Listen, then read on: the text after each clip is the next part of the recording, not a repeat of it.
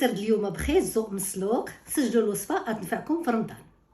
كاس خلاط الكهربائي غنديروا جوج خيزيات مسلوقين بالماء ديالهم.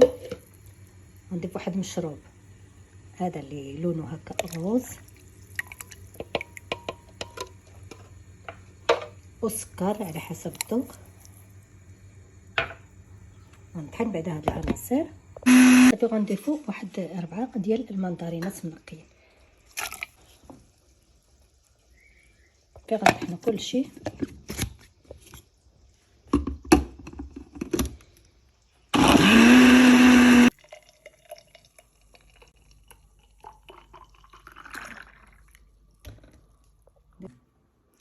وما تنساوش دائما تجربوا الوصفه وتردوا عليا، ورمضان مبارك سعيد.